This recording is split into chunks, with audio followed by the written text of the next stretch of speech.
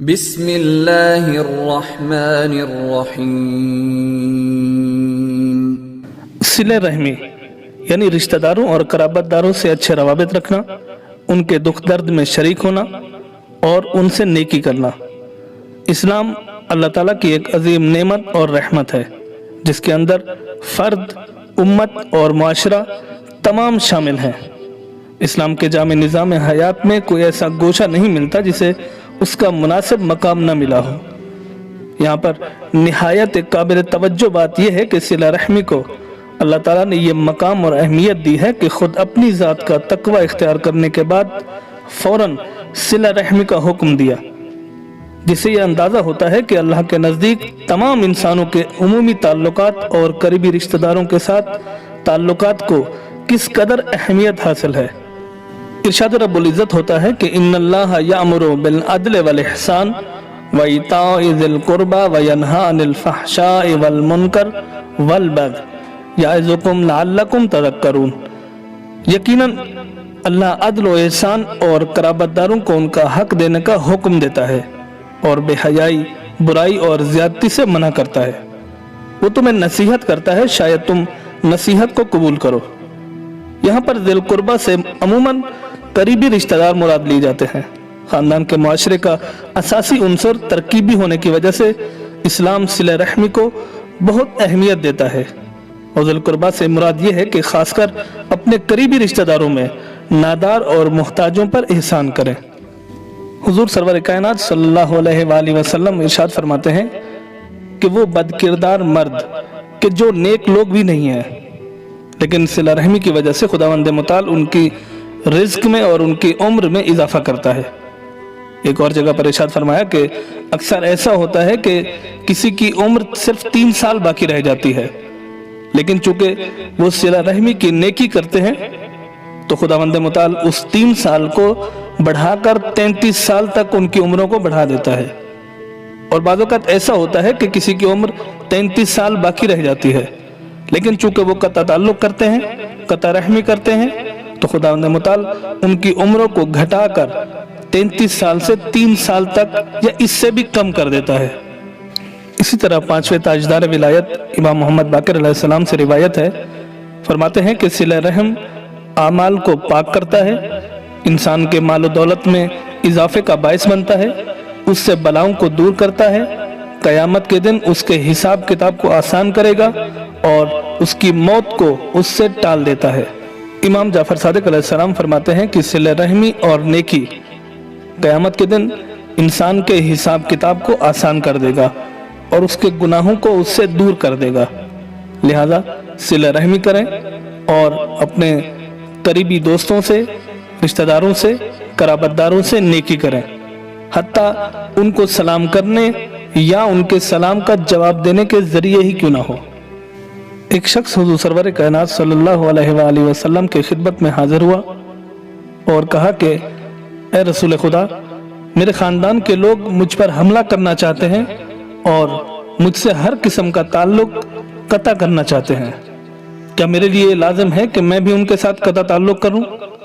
حضور سرور کائنات صلی اللہ علیہ وآلہ وسلم نے فرمایا کہ تصل من قطعک، جو شخص تم سے دور ہو تم اس سے متصل ہو جاؤ، وتؤتی من حرمک، اور جو تم کو محروم کرے تم اس کو عطا کرو، وتعفو عن ظلمک، اور جو تم پر ظلم کرے تم اس کو معاف کرو، فإنک فإذا فعلت ذلك، اور اگر تم نے ایسا کیا، کان لک من اللہ علیہم ظہیر، خداوند متعال ان کی نسبت تمہیں دوست رکھے گا اور تمہاری مدد کرے گا۔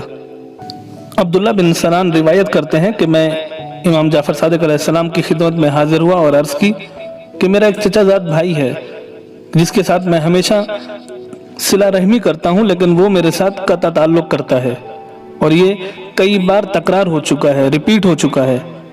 میں ہمیشہ اس کے ساتھ نیکی کرتا ہوں، صلہ رحمی کرتا ہوں، لیکن وہ میرے ساتھ اس چیز کو رعایت نہیں کرتا، کیا مجھے اجازت ہے کہ میں بھی اس کے ساتھ قطع تعلق کروں؟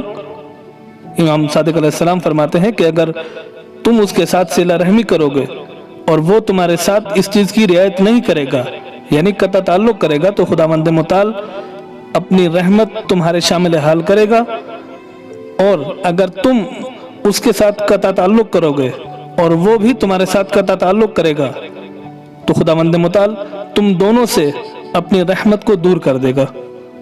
सिले रहमी, अजीज़ों, रिश्तेदारों, कराबतदारों से हुस्न सलूक से पेश आना, इसके बरक्स कत्अ सिले रहम है, यानी अपने रिश्तेदारों, अजीज़ों, कराबतदारों से बुराई करना, उनकी नेकी के बदले में बुराई से पेश आना या उनकी बुराई के बदले में बुराई से पेश आना, जिसके बारे में मौला कायनात अमीरुल मोमिनीन अली अलैहिस्सलाम फरमाते हैं कि रिश्तेदारों की दुश्मनी बिच्छू के डंक मारने से ज़्यादा ख़तरनाक होती है।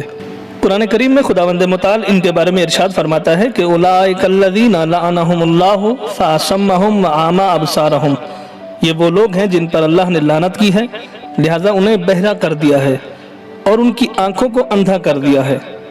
उलाइकल्लज़ीना लअनहुमुल्लाह, ये फसाद फिल अर्ज़ और कता रहमी करने वाले हैं।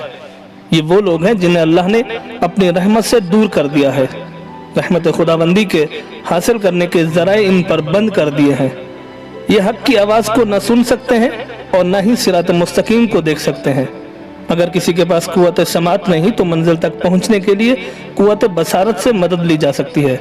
इसी तरह अगर कुव्वत बसारत नहीं तो कुव्वत समात से मदद ली जा सकती है, लेकिन अगर किसी के पास दोनों चीज़ें न हों तो उसका मंजिल तक पहुंचना मुमकिन ही नहीं होता।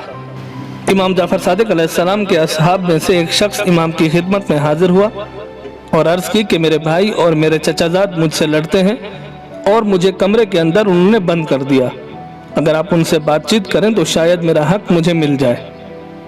चूँकि इमाम जानते थे कि उनसे बातचीत करना कोई नतीजा खेज नहीं है, इमाम ने फरमाया कि तुम सब्र करो, खुदावंद मुताल तुम्हारे लिए आसाइश पैदा करेगा। ज़्यादा अरसा नहीं गुजरा था कि वो तमाम के तमाम किसी मूजी मर्ज में मुब्तला हुए और मर गए। उनके मरने के बाद वो शख्स इमाम की खिदमत में फिर से हाजिर हुआ। इमाम ने उससे पूछा कि तुम्हारा हाल कैसा है अब? तो अर्ज़ किया कि वो तमाम के तमाम मर गए और कोई भी उनमें से जिंदा बाकी नहीं बचा। इमाम ने फरमाया कि उनकी मौत कतई ताल्लुक की दलील है जो वो तुम्हारे साथ अंजाम दिया करते थे। क्या तुम इस चीज़ को पसंद करते हो कि वो जिंदा रहते और तुम्हारे साथ सख्ती से पेश आते? उसने अर्ज़ की, जी हाँ बिल्कुल। अगरचे वो नहीं चाहता था कि सारे के सारे मर जाएं, लेकिन कता ताल्लुक के असर और अजाब की वजह से उनकी उम्रें कम हो गई। इसी तरह कुरान करीम में खुदावंद मुताल इरशाद फरमाता है कि वल्लज़ीना यनकुज़ूना अहदल्लाहि मिन बअदि मीसाक़िही व यक़तऊना मा अमरल्लाहु बिही अन युसला व युफ़सिदूना फ़िल अर्ज़ उलाइका लहुमुल लानतु व लहुम सूउद्दार। और जो लोग अल्लाह के अहद को मजबूत बांध लेने के बाद तोड़ देते हैं और अल्लाह ने जिन रिश्तों को जोड़ने का हुक्म दिया है उन्हें मुनक़ता कर देते हैं, उनसे कता ताल्लुक करते हैं और ज़मीन में फसाद फैलाते हैं, ऐसे ही लोगों पर खुदावंद मुताल की लानत है और उनके लिए ठिकाना भी बुरा होगा।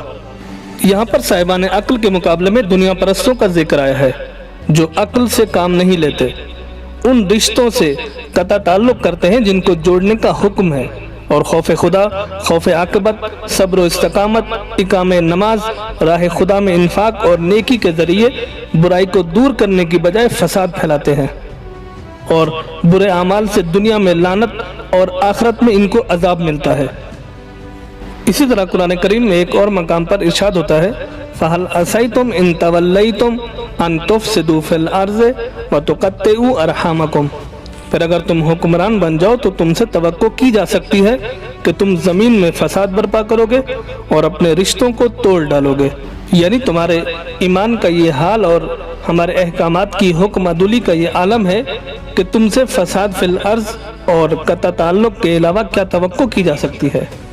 चनाचे चश्मे जहान ने देख लिया कि जब हुकूमत बनी उमैया के हाथ आई तो उन्होंने न किसी छोटे पर रहम किया और न किसी बड़े पर, और न ही सिला रहमी का ख्याल किया। ये वो लोग थे जिनका हुजूर पाक सल्लल्लाहु अलैहि वसल्लम ने पहले ही निशानदही फरमा दी थी।